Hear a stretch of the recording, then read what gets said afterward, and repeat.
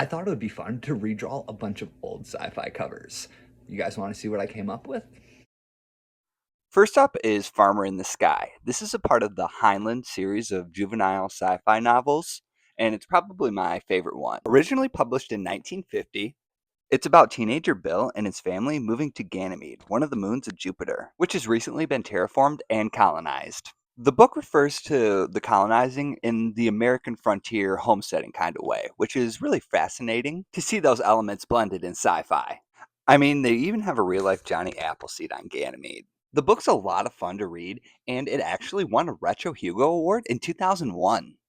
Today, no one really talks about it or the series it's a part of, the Heinlein Juveniles, but Simpsons and Futurama creator Matt Groening has stated that he loved to read the Heinlein Juveniles when he was a kid, which is what sparked my interest to check them out in the first place. And a lot of them are a lot of fun, like this one. There's some of them that have some weird endings, but if you want to see a full video on the Heinlein Juveniles, comment below.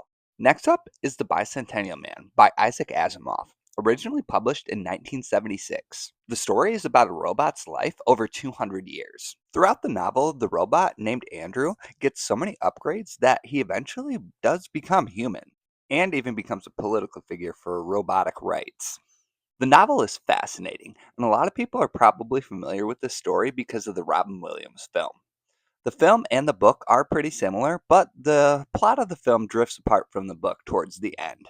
The story is also set in Isaac Asimov's Foundation universe, which is one of the works he's most well known for. The universe also contains stories like I, Robot, and if you haven't heard of either of those, definitely check them out. They're worth a watch and read. The original Bicentennial Man novella was later rewritten in 1992 into The Positronic Man with the help of Robert Silverberg. This version just goes into more personal detail about Andrew. Next up, we got A Sound of Thunder, published in 1952 by Ray Bradbury, the legend himself. A lot of Ray Bradbury stories are really fun and thought provoking, and this one is no different. The story is about a time traveling safari that takes a bunch of rich people back in time to shoot dinosaurs. But during this particular safari, something goes wrong, and one of the hunters steps off of their designated path and onto a butterfly, forever cementing in science fiction the term and rule for time travel of the butterfly effect. You heard me right. It's not the Ashton Kutcher movie. Only kidding, guys. But like I said before, this story is a lot of fun, and I remember reading it in high school and loving it, and I actually just rediscovered it recently. There are a few television adaptations to this one, as well as a 2005 feature length film. This is actually only a short story, so definitely check it out if you haven't. Next up is the 1969 classic written by Ursula K. Le Guin, The Left Hand of Darkness. Out of all of the books that I'm featuring in this video today, this is probably the most thought provoking.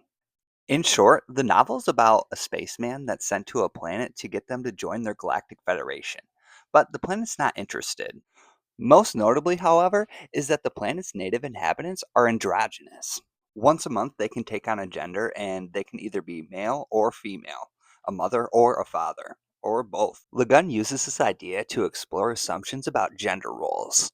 This book is a hallmark of feminist science fiction, so I feel like there's nothing I can really say that will give it justice, but it is definitely worth the read if you haven't read it.